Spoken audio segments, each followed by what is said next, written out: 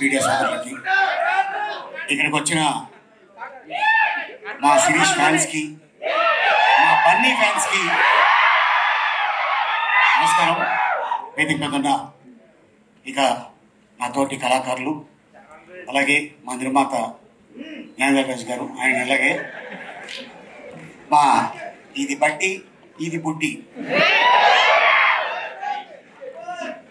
ఈ వయసులోనే నా కెరీర్ స్టార్ట్ అయింది. స్క్రీన్ మీద కనిపించింది ఈ వయసులోనే. నువ్వు ఫ్యూచర్లో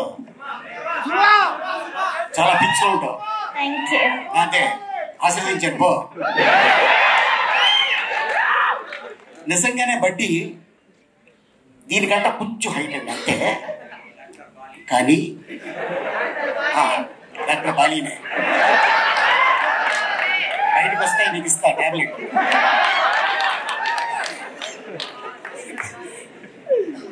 నిజంగా అదే సైజు ఒక చిన్న ఒక పుట్టాయిని తీసుకొచ్చి డైరెక్టర్ గారు ప్రతిరోజు పాపం తనతో షార్ట్లు చేయించేవారు. ఆయనే బాధపడేవారు, అబ్బా చాలా ఎండ ఉంది పాపం అని. నిజంగా మేము థాయిలాండ్లో షూటింగ్ చేస్తుంటే చైనా నుంచి షూటింగ్ వెళ్ళాడు ఆయన.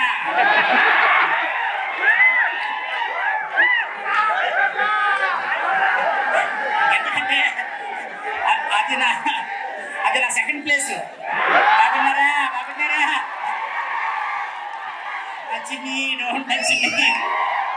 అయితే అక్కడ చైనీస్ జపనీస్ వస్తారు, వాళ్ళు అని సెల్ఫీలు తీసుకుంటారు.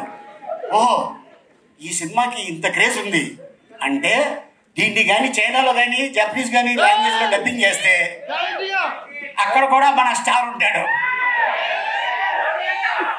అండ్ అలాగే చాలా కష్టపడి ఉండరా నాయన. అండ్ అలాగే మా శ్యామంకులు చాలా అద్భుతంగా ఈ సినిమా తీర్చిదిద్ది అద్భుతంగా చేసాడు తను. ఎందుకంటే మనం ఎప్పుడు కూడా హాలీవుడ్లో చూస్తుంటాం వీటితో సినిమా తీసేది, కానీ ఆ ఆలోచన ఆయనకి రావటం, దానికి అల్లు శిరీష్ అయితే చాలా బాగుంటుంది అని కథను తీసుకొని ఇంకా ఎవరెవరిని ఏం చేయాలి అనుకొని ఒకరోజు నాకు కాల్ వచ్చింది. సార్ నాங்கள் வந்து గ్రీన్ స్పేస్లో பேசுகிறோம் అంటే నేను అనుకున్నాను, ఓ తమిళ సినిమాలో నన్ను అడుగుతారేమో అనుకున్నాను. లేదు సార్, అల్లు శిరీష్ గారి హీరో, నేను డైరెక్టర్ని అన్నాడు. అలాగే ఓకే సార్, నేను మీ క్యారెక్టర్ చెప్తాను చెప్పచ్చా అంటే చెప్పండి అన్నాం. షూటింగ్కి వెళ్ళాం. వెళ్ళిన తర్వాత నాకు చెప్పారు, సార్ డైరెక్టర్ గారు can I say one dialogue with your permission. Hero ఈ అమ్మాయి, ఆ అమ్మాయి ఈ అమ్మాయితో ఆ అబ్బాయి పప్పుకెళ్తాడు. పప్పుకెళ్తే ఈ బట్టి నన్ను అడుగుతుంది, చూసావా దాంతో వెళ్ళిపోయేవాడు. అందుకని నువ్వు బొమ్మ, ఆడి పక్కన ఉంది మంచి దిమ్మ అనగానే మా ఇద్దరికి వచ్చిన ఫైట్ జరుగుతుంది.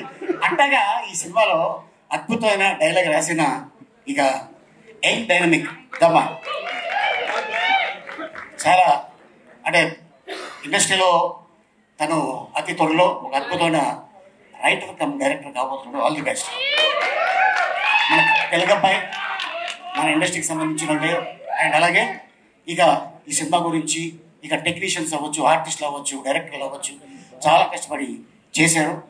దేవుడి దయ వల్ల ఈ సినిమా పెద్ద హిట్ అయ్యి నిర్మాత గారికి అద్భుతమైన లాభాలు వచ్చి మళ్ళీ బడ్డీ పార్ట్ 2 ఏ హాంకాంగ్లోనో మళ్ళీ థాయిలాండ్ 40-50 days థాయిలాండ్ అంట. All the best sir.